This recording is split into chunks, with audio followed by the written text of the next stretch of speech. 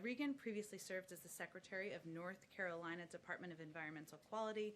There he spearheaded the development and implementation of North Carolina's seminal plan to address climate change and transition the state to a clean energy economy. And he secured the largest coal ash cleanup in United States history. Administrator Regan began his career at the Environmental Protection Agency and is the first African-American man and second person of color to lead it. I will also just note before we go to them, Secretary Granholm, Secretary Buttigieg, and Secretary Mayorkas will brief the full House and Senate this evening as well. They'll take a few questions, but I will turn it over first to Secretary Buttigieg. Thank you, Jen. Good afternoon. Let me start just by saying that we know that the cyber attack on the Colonial Pipeline is affecting fuel supply for some Americans. And throughout the administration, we have been working around the clock to help Colonial return its pipeline back to normal operations quickly, safely, and securely. The President has directed us to bring all government resources to bear to help Colonial to resolve this. And we're working to assess the impact of the temporary pipeline shutdown on our national fuel supply, while also working to help alleviate any potential shortages when and where they occur. I can tell you that I've been on the phone multiple times a day with the White House, with fellow cabinet secretaries and other leaders, including Administrator Regan. We'll be doing everything that we can to reduce the impact that some Americans could see at local gas stations in some areas until the pipeline is brought back online. Colonial has announced that they're working toward full restoration by the end of this week, but we are not taking any chances. We are doing everything that we can in the interim to make it easier to move fuel to the places that need it. Since Friday, our interagency response group has been examining all contingencies, coordinating with Colonial, and working closely across the interagency to help alleviate any potential supply disruptions. For our part in transportation, the department has been working across our different modes of transportation to help make sure that fuel can get to the communities that need it as safely and as efficiently as possible. Our Maritime Administration, or MARAD, has completed a survey of the availability of vessels that are qualified to carry petroleum under the Jones Act in the Gulf and up the eastern seaboard. The Department of Homeland Security is standing ready to review any requests for a temporary waiver of the Jones Act from companies that demonstrate that there is not sufficient capacity on Jones Act qualified vessels to carry specific shipments of fuel in and around the region. Our Federal Motor Carrier Safety Administration issued an hours of service waiver which provides greater flexibility to drivers transporting gasoline, diesel, jet fuel, and other refined petroleum products to 18 states. On Monday and Tuesday and into today, several states have issued emergency declarations that allow truckers to carry additional weight on state roads. Now, the White House and DOT have determined that 10 states can use existing federal major disaster declarations that are currently in place to allow those states to issue permits that allow drivers to temporarily carry additional gasoline that would ordinarily exceed existing weight limits on federal highways in their state.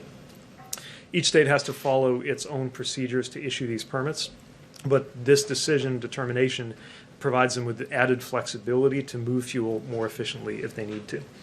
PHMSA, our Pipeline and Hazardous Materials Safety Administration, is temporarily relaxing enforcement of certain pipeline operator qualification rules to make sure that emergency personnel can manually get help to get the pipeline back up and running as needed, and are in frequent touch again with the pipeline operators about safety. In addition to these steps, we are continuing to monitor the situation as it develops so that we can help anywhere that we can. For our department, our mandate and our mission revolves around safety, and so we are working hard to maintain safety while also providing much-needed temporary flexibility to minimize disruptions to the American people. And DOT is in regular contact with state and local governments and with members of Congress, as well as with retailers and other companies in the sectors that are impacted. And of course, we're in constant contact with our partners across the federal government to coordinate the response. So, together, we are working to assess the impact of the shutdown, offer emergency assistance, and of course help Colonial return to normal operations. Our top priority right now is getting the fuel to communities that need it, and we will continue doing everything that we can to meet that goal in the coming days, and we'll continue to keep everyone apprised. Importantly, this incident also reminds us that infrastructure is a national security issue. And the reality is that investing in world-class, modern, and resilient infrastructure has always been central to ensuring our country's economic security, our national security, and it was, as we're seeing right now, that includes cybersecurity. Thank you all. I'll turn it over to Administrator Regan.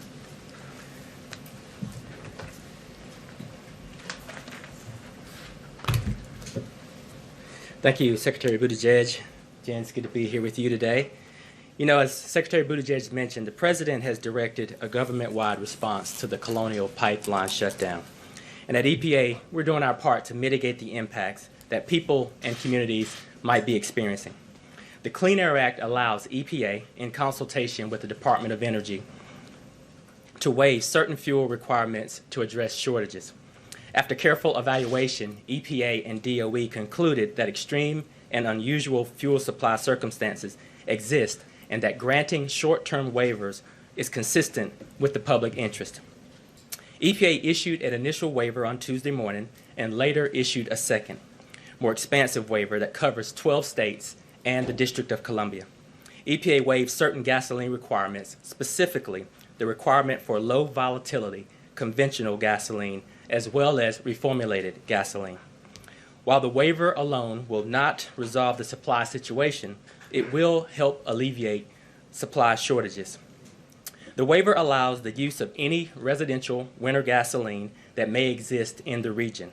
It will also allow butane to be blended into existing fuel stops, increasing the supply of gasoline by up to 5%. EPA granted the waivers to help mitigate the supply shortages of gasoline in the affected areas until normal supply to the region can be restored. EPA followed an orderly process when assessing and issuing the fuel waiver. Any such waiver is limited in both geographic scope and in the duration to mitigate any potential impacts to air quality. At this time, we do not anticipate air quality problems from these limited waivers. In assessing the situation and issuing the waivers, EPA has been in close coordination and communication with all of the impacted states. Our partnerships with the states is key to being able to effectively respond to the developing situation like this one. Going forward, we will keep coordinating with our state colleagues to assess the situation on the ground and to determine whether we can provide any future flexibilities to alleviate impacts for people and communities in these affected areas. We understand that there are shortages resulting from the Colonial Pipeline shutdown that cause stress and confusion in people's lives. Our response underscores the importance of President Biden's All of Government Directive, which asks federal agencies to harness our collective expertise and work in sync when urgent matters arise. This interagency effort is the linchpin to a swift and coordinated response. And with that, I'll turn it over to Jen. Go ahead. Thank you so much. One question for Mr. Regan, one question for Mr. Buttigieg. Many of your fellow North Carolinians cannot find gasoline right now. What's your advice to them about what they should do and what they shouldn't do until this situation is resolved? Yes, we are in very close coordination with my home state, just like the other 12 states. I think the folks should follow the advice of the governors and the attorney generals, which they're asking folks not to panic, not to hoard gasoline, and to watch for the updates that are coming from the federal government. We have some really good coordinated efforts at the federal, state, and local levels, and we're working very hard to alleviate these circumstances. And then, Secretary Buttigieg, you mentioned that this situation shows the importance of world-class infrastructure. What could have been done or what should be done to prevent something like this from happening?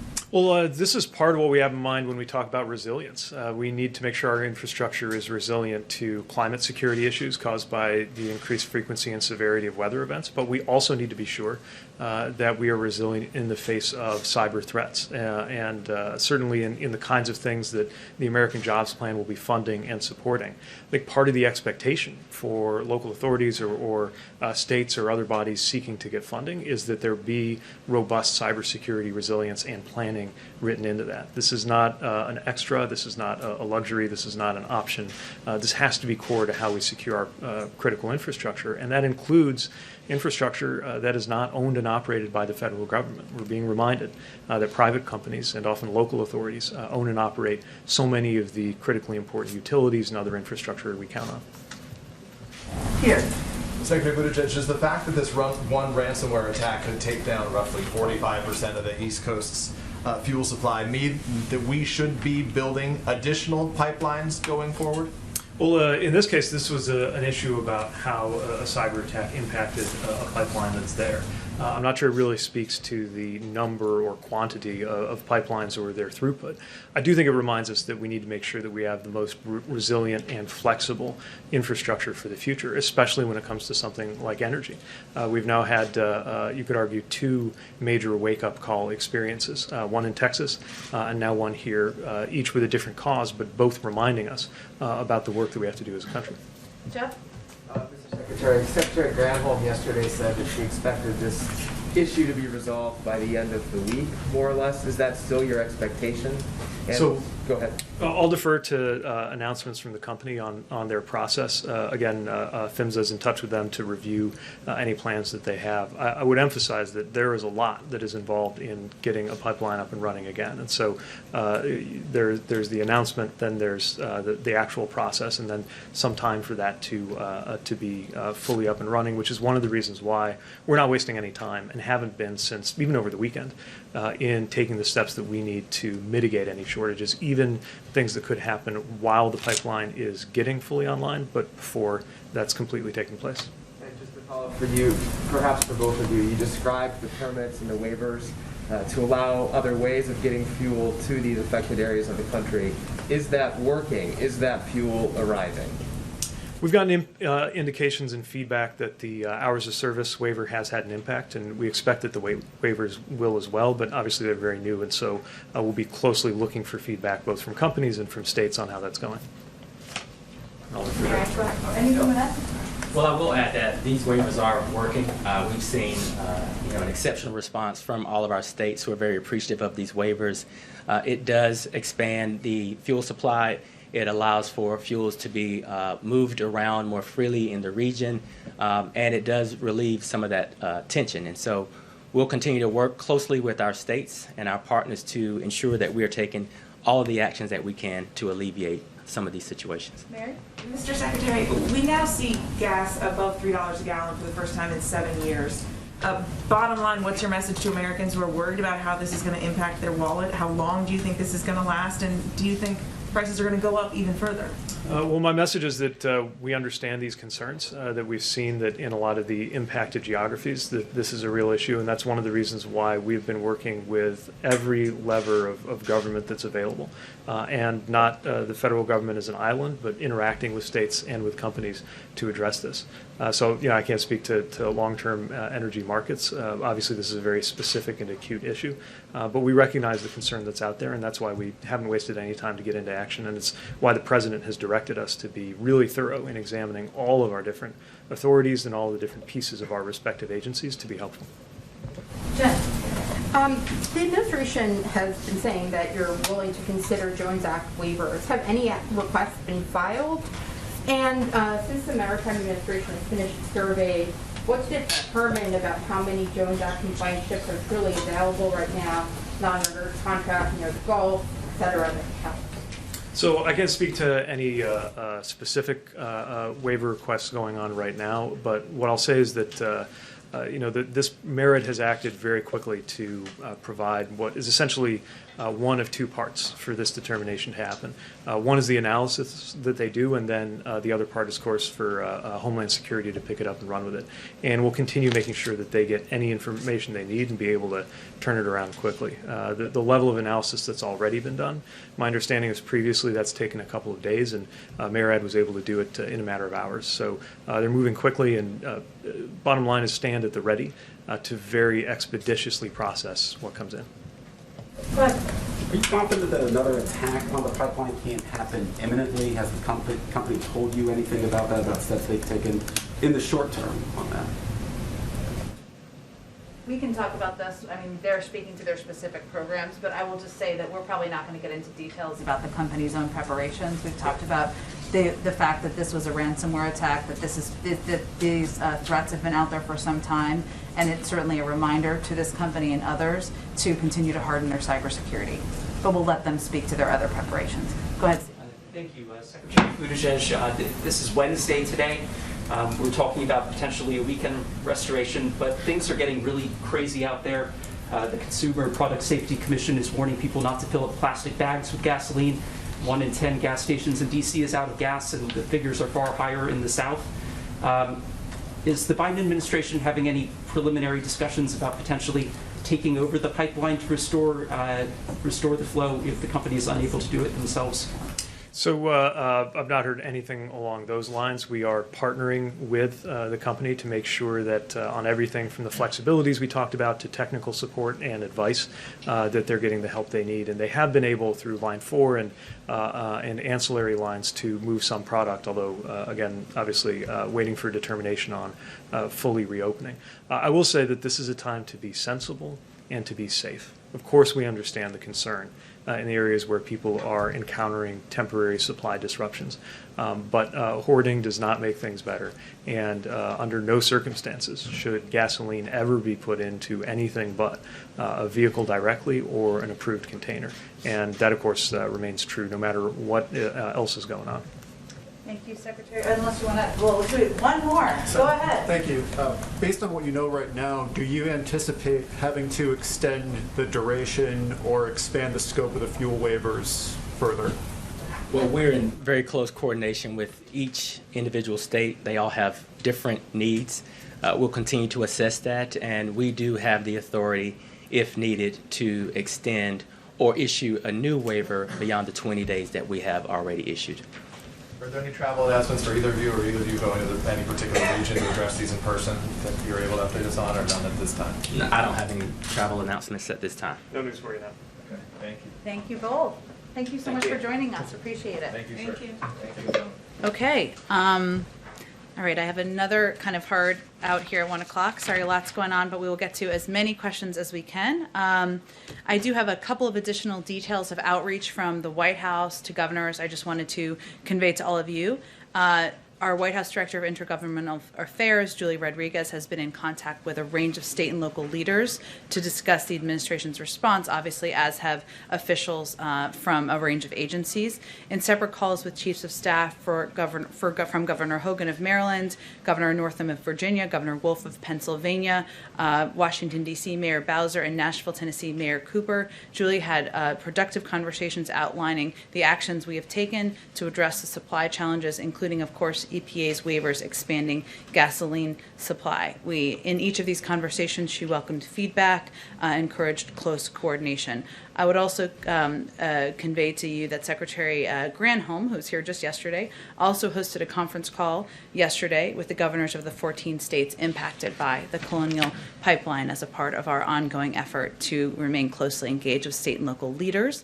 I also wanted to provide an update on the Restaurant Revitalization Fund. As of today, SBA has received more than 147,000 applications from women, veterans, and socially and economically disadvantaged business owners requesting a total of $29 billion in funds.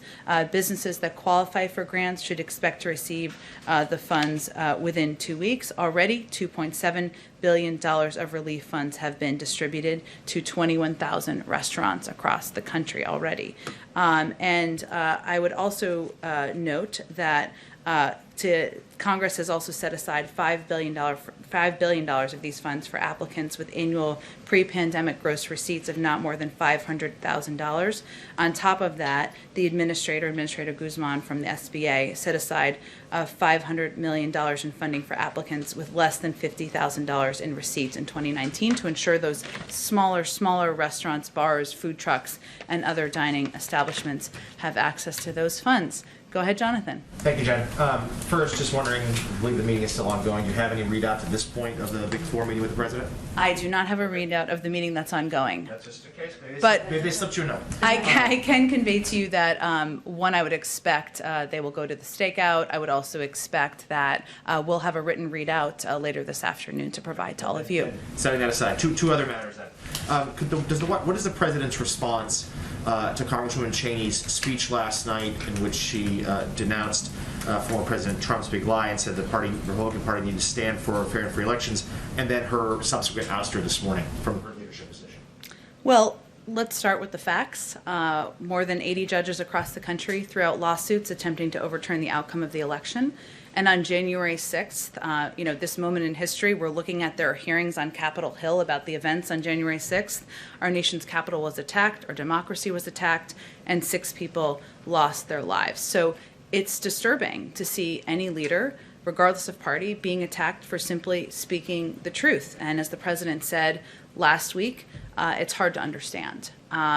But our belief, his belief, is that the American people will have to make their own decisions about whether the reaction by the people they elected to represent them should be embracing and elevating conspiracies and attacks on our democracy, or whether it should be standing up for ideals that have historically been owned by both Democrats and Republicans representing the country throughout history. And one other matter, the escalating situation in Israel. Does the administration plan to drop their objections to a UN Security Council statement? Are there any plans to appoint an ambassador to Israel anytime soon, or to reopen the consulate in Jerusalem that deals with these Palestinian issues? Well, first let me give you a bit of an update on our outreach. And some of that we haven't read out to all of you because a lot of it has been happening privately.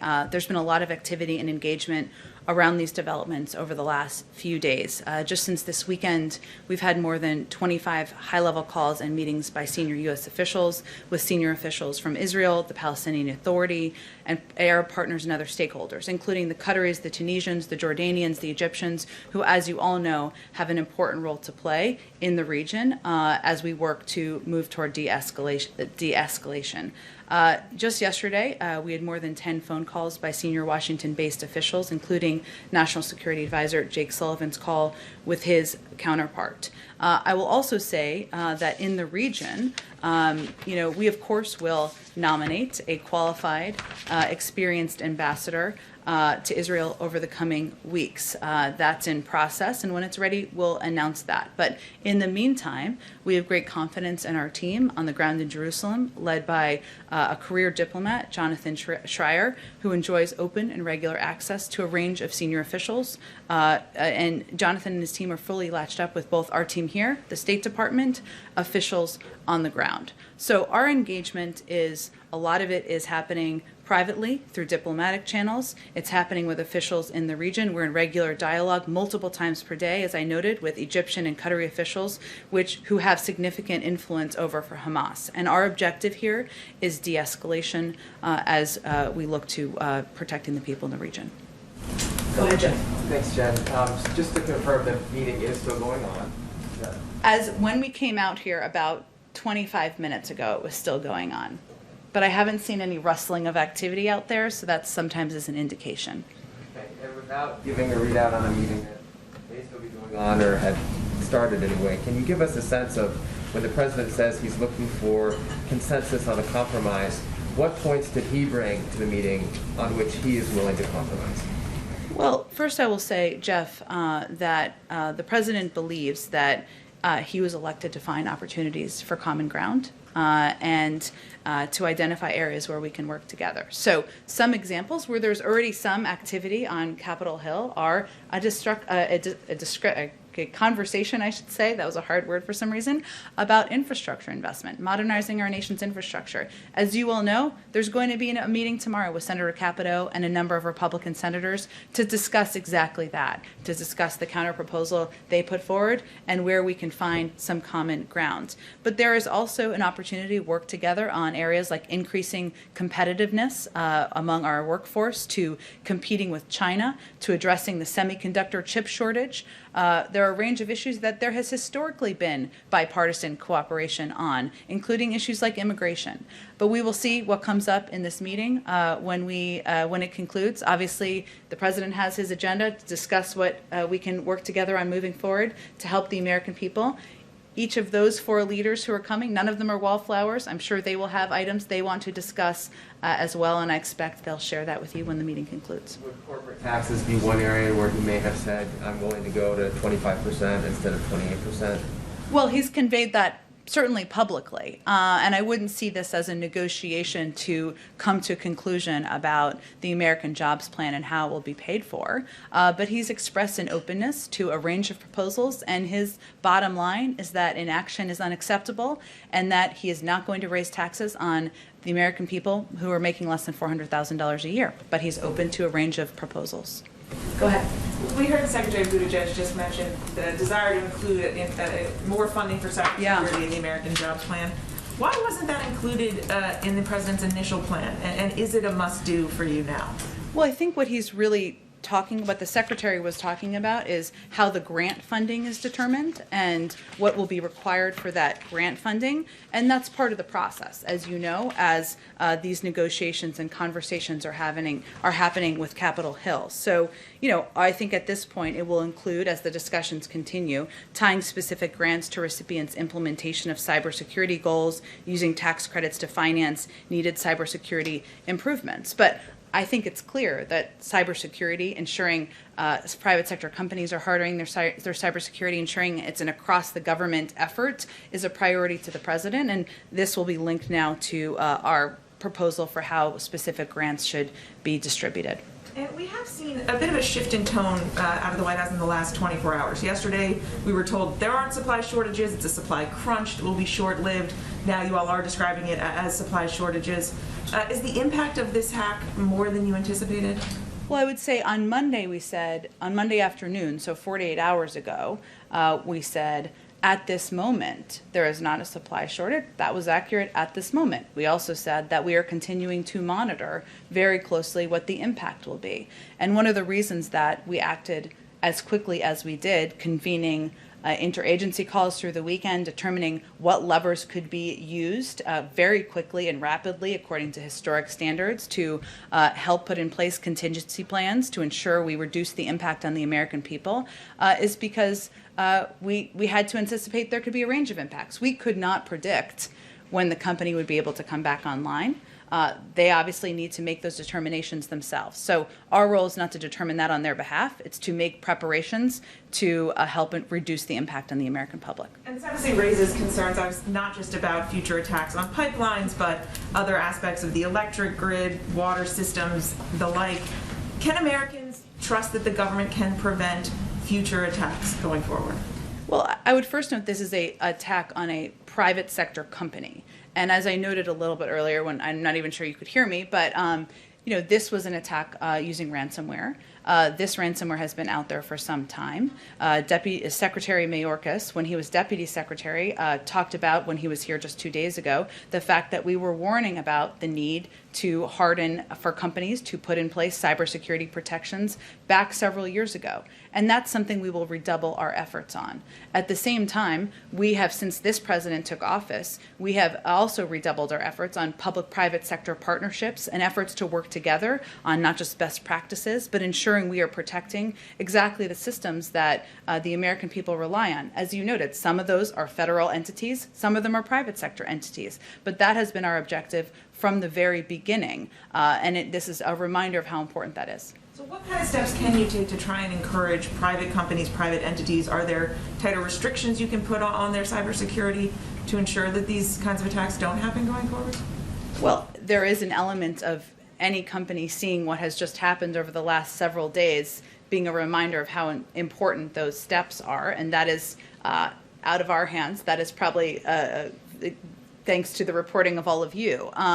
But I would say that one of the reasons that we have stood up under Ann Neuberger, who was just here a couple of days ago, and elevated a public-private coordinating apparatus or effort to work with the private sector is because we want to ensure that well-intentioned companies understand what they need to put in place and understand the risks that they're facing, because we know, as this is an example of, that it won't just impact that company, that it can impact, depending on the entity, the American public. Go ahead. How can the president work with Kevin McCarthy, who's poised to anoint to a position of leadership of the Republican conference someone who does not believe in the legitimacy of the last election? Well, the president is no stranger to working with people who he disagrees with, or he has massive fundamental disagreements with. The facts are on our side, and more than 80 judges across the country throughout lawsuits attempting to overturn the outcome of the election. What the president believes his role is to lead by example and to offer an alternative of leadership to the American people, which is reaching his hand across the aisle, offering to work with members of both parties on addressing issues the American people have concerns about.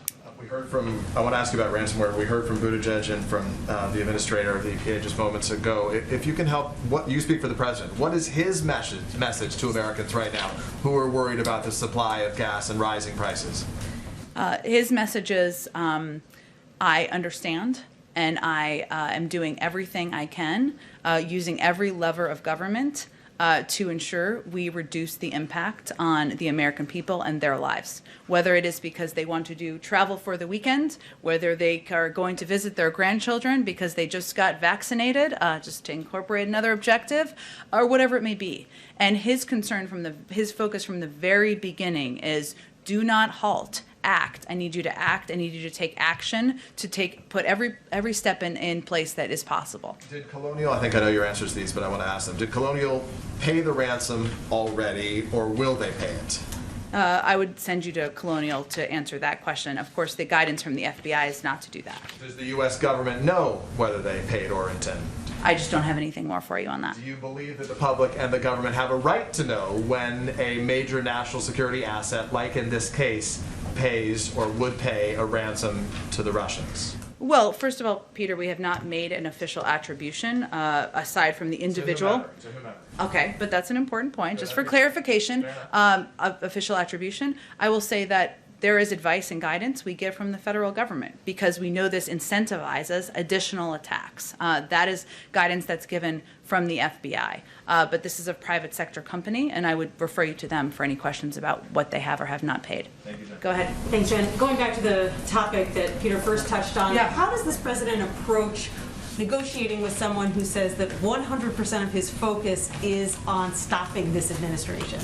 Well, I would say first, this is a meeting where they could spend the entire time talking about areas where they disagree, including who won the election. And the president has 80 judges in courts and tens of millions of Americans behind him on that piece. But he doesn't find that particularly constructive. Clearly, the Republican Party has to work out who they are and what they stand for. But this is not a meeting that's focused on that. So the president has a long history of working with people where he has strong disagreements, and his objective and his focus and his time today, nothing more valuable than the president's time, is going to be finding common ground, and that's how he'll approach it. More broadly, how would you say that this administration approaches the art of compromise differently than, say, the Obama administration did? What did you learn from those 8 years? Well, first I would say that the vice president, and the president was the vice president at the time. He was not an outside actor, right? And he worked in close partnership with then President Obama to get a lot of work done for the American people, from the Affordable Care Act to the American Rescue Plan to moving forward an agenda in what we felt was the right direction. In terms of lessons learned from that period of time, I think that anyone who spent 8 years as vice president would probably look back and think, what would I have done differently at the time? I'll let him to speak to that more specifically. Go ahead. Okay. Just looking ahead to tomorrow's meeting, what do you expect to gain out of that meeting? We talked to, I believe, all of the offices for the Republican senators who were involved, and one of them said, if the White House isn't prepared to come down on its overall number or change the funding structure, then this is all pointless. What's your response to that? The president's been clear, as have I, speaking on his behalf, that he's open to compromise. And his only line in the sand is around inaction. And certainly, I don't think anyone anticipates, including the members attending, for this to be a definitive meeting with an outcome where everything's signed with a bow or tied with a bow at the end. But we have been encouraged by the proposal. We expect this to be a good faith discussion, and the president's certainly approaching it through that prism. Go ahead, Karen. Thanks, Jen. Yesterday we heard from Senate Republicans, including Susan Collins, who said that the public's no longer looking to the CDC for guidance because the CDC is moving too slowly. We saw Georgia move ahead on the vaccinations for as young as 12 years old without waiting for the CDC.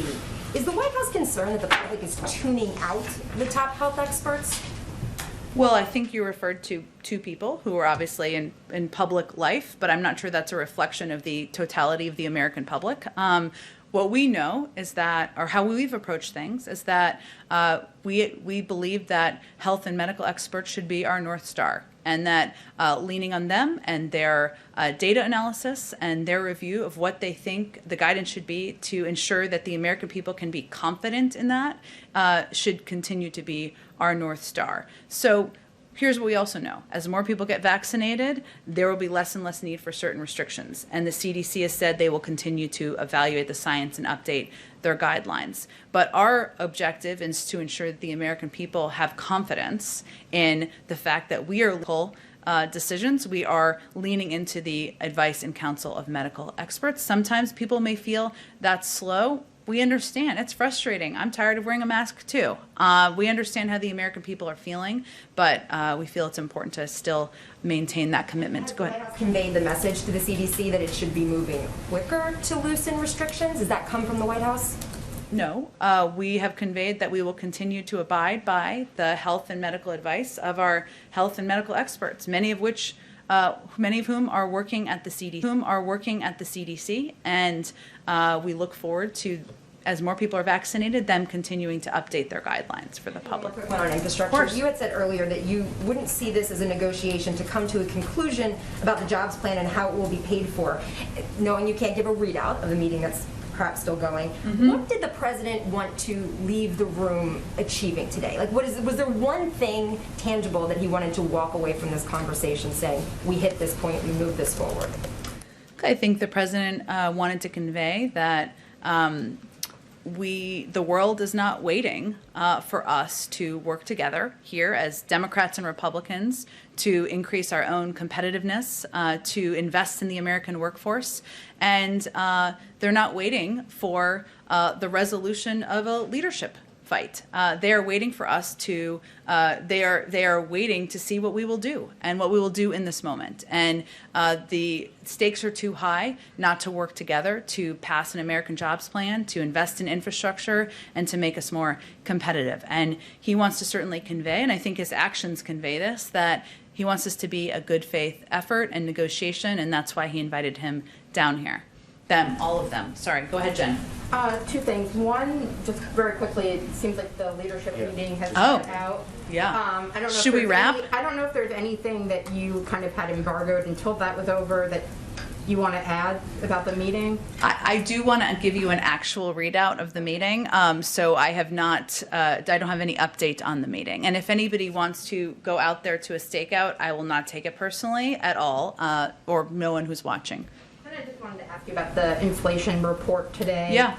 And how the administration sees these numbers. Is there a concern that high inflation is going to continue for a long time and that the administration might need to rethink its spending plans? How high a monthly reading is the administration willing to see kind of quarter after quarter? And then there's a phrase that's been used a bit by some administration officials, including Cecilia Rouse, saying that it's transitory.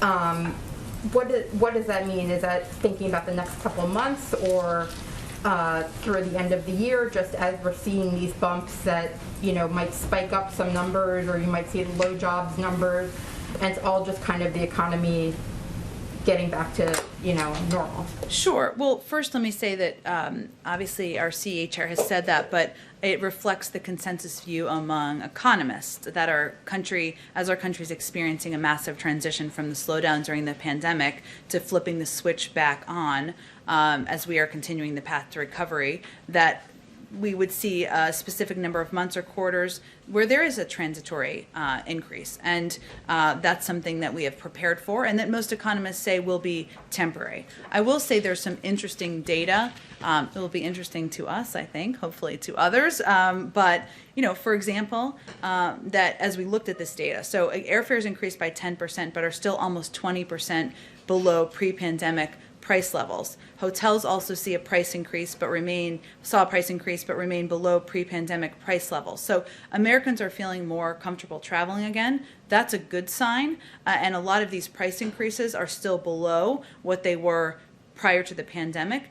We're also seeing in the data that some of the price increases impact a reflection of the supply chain pressures. So if you look at used motor vehicle prices, that accounted for more than a third of the increase, and that it was an impact in large part because there are fewer new cars, and as a result, there are more. And that is an impact of the semiconductor chip shortage, right? So there's a couple of data points that are specific to this moment, and we knew just as the economy sort of shrunk and shut down that as it's turning back on, there would be some of these impacts. But we are constantly tracking. We have shared our expectations on inflation. As we experience this massive transition, we continue to chart our path to recovery, and we know that number of the investments that we have proposed were long needed even before the last several months.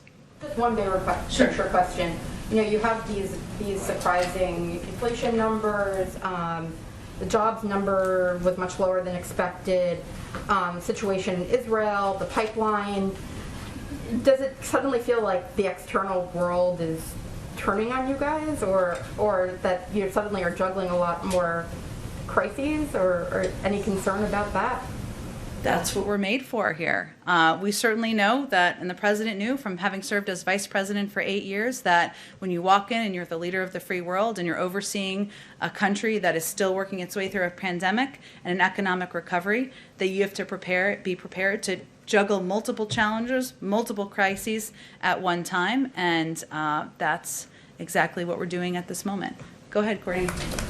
Thanks, Jen. I just wanted to follow up on what you said about the president nominating an ambassador to Israel in the coming weeks. I wanted to go back to Jonathan's question. Is the president considering reopening a consul or consulate general in Jerusalem? And then more broadly, when can we expect the president to announce his more high-profile ambassadorships? And will that come before he travels in June? It's not timed to a trip, I will say, but I would expect we'll have more in the coming weeks. They go through a process of consideration and obviously final decisions by the President of the United States. In terms of the question about reopening the consulate, I would certainly point you to the State Department. They may have already addressed that, but they'd be the appropriate entity for that. Go ahead.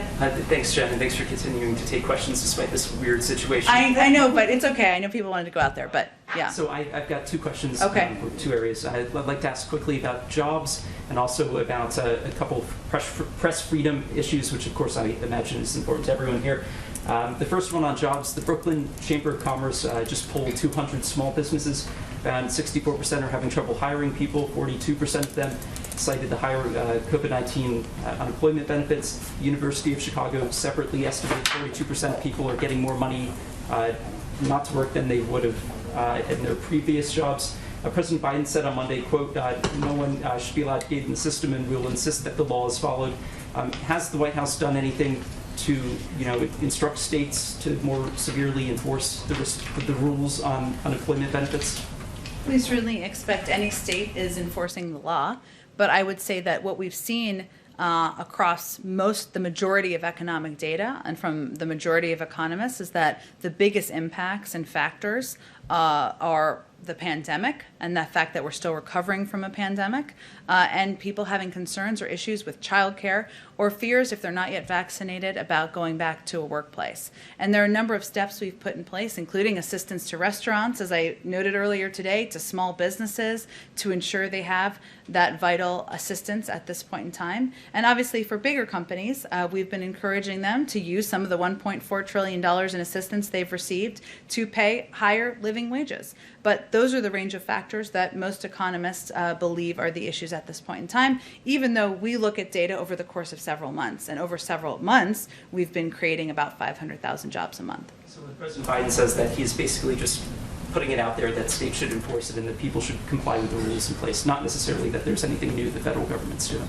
Well, we certainly expect states to abide by the laws, as I'm sure you do. Did you have a second question? Yes, I do. I'd like to ask about a couple press freedom issues.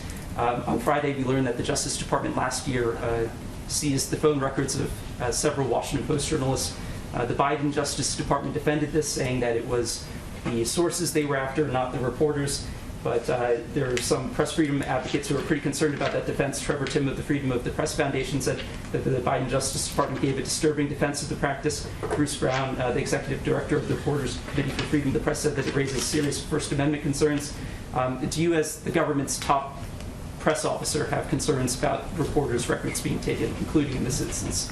Well, given this was an action taken by the last administration and the Department of Justice oversees, obviously, our legal actions, has already spoken to it, I'm not going to have anything additional to add. The second part on press freedom is this marked International Press Freedom Day, which was celebrated on Twitter by the Secretary of State and the Vice President, who wrote, "A free press is critical to democracy."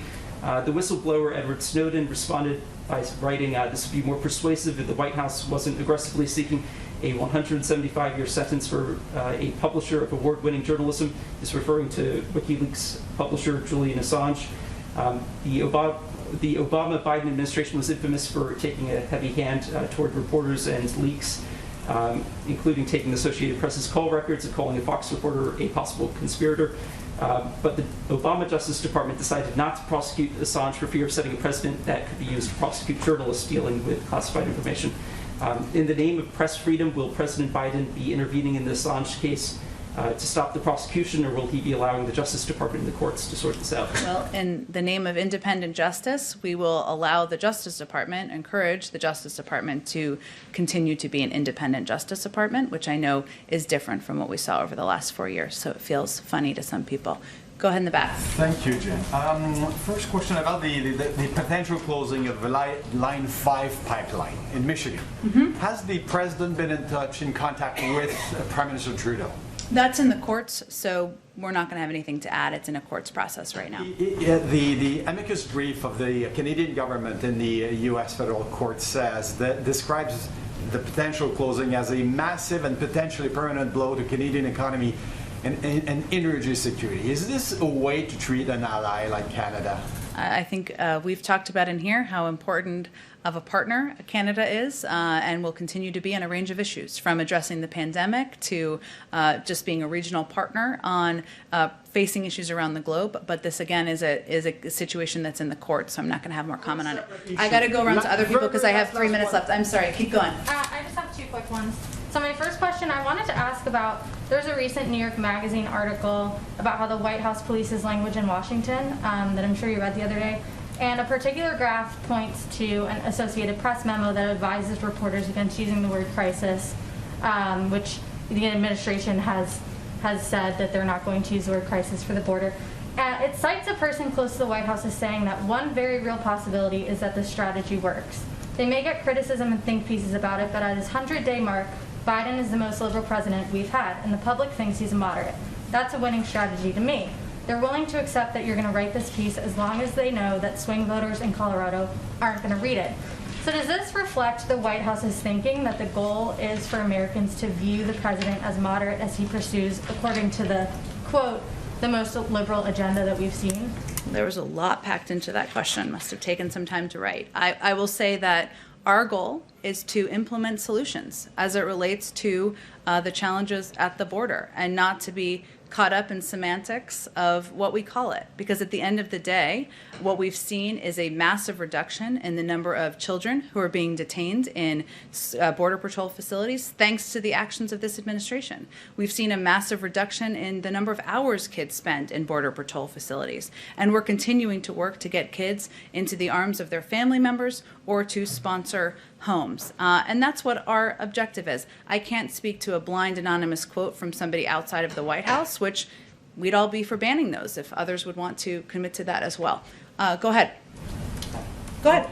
Sure, thank you. What contingency plans are in place if Congress can't come to a quick agreement on increasing the debt ceiling? Since Secretary Yellen suggested that Treasury might exhaust the so-called extraordinary measures sooner than some analysts have estimated. Well, let me just first say that we fully expect Congress to act in a timely manner to raise or suspend the debt ceiling, as they did 3 times on a broad bipartisan basis during the last administration. And as you know from covering it, raising or suspending the debt ceiling does not authorize new spending. It merely allows Treasury to meet obligations that Congresses have already approved. So that's what our focus is on, and we certainly expect them to follow suit of the last several administrations, or last several times they raised it. Go ahead, in the back. Jen. Thanks Just for your patience. No problem. Just a few quick ones, and Sure. I'll be quick. Does immigration continue to be a priority in these meetings that are so important, and they could do a lot for the progress of an immigration bill? Well, again, it's hard for me. They may have read some of it out to read out a meeting that was still going on when I came out here, but the president remains committed that immigration continues to be a top priority for the president. That's why he proposed a bill on day one. That's why he communicated in his joint session speech that we should look for ways to find common ground, find agreement on what pieces we can move forward. And he certainly believes, even as we've made progress at the border, that in order to address this over the long term, we need to put in place long-term solutions. So he will continue to absolutely advocate for it. But I don't know if it was a topic in the meeting yet. The rancher the couple who found the 5 young girls that were rescued a few days ago, said to the president in an interview that he did, "We want you to come to the border. This is not humane anymore." What do you have to say about that? I will say first that that was a heartbreaking situation, and we're thankful for the work of CBP to ensure those minors' safety. This is another example of why we continue to be very clear that individuals should not make the treacherous journey north and put their lives in the hands of smugglers or others for unsafe circumstances. And again, just to reiterate, our focus remains on solutions, on ensuring we're expediting processing, we're getting kids into safe and humane conditions, and that's, if going to the border changed that or helped that, that would be one thing. But our focus is on implementing pieces that we can, so we can make their lives better. And if I may finish on consumer prices, picking back up on what was asked earlier, is this a concern going forward that the prices will continue to rise, that it will have an impact on the recovery that you want to have in the economy? Well, again, I think this is obviously something we monitor quite closely, and we certainly monitor specifically from, it's the job of the independent Federal Reserve to manage all aspects of inflationary pressure as they pursue their dual mandate of achieving full employment at stable prices. So it's the policy of us not to, executive branch, not to comment on that really in terms of the future of inflation. But I will say that it's important to note what the very specific, as I did in response to an earlier question, factors are at play here, which include, as I noted, the airfare is increasing by 10%, but still being 20% below pre-pandemic levels, hotels seeing a price increase but remaining below pre-pandemic levels. So there are a range of factors here at play, obviously addressing the semiconductor chip shortage that we think we remain committed to and we will continue to work to address. Okay, thanks. Okay. Just moments ago, Leader McConnell said to those reporters, some of this whom is were like real life happening here. real news in real time. Leader McConnell said moments ago that they communicated to the president that they will not budge on the 2017 tax cuts, which means, well, you know what that means. I guess, what is the White House? What do you say to that?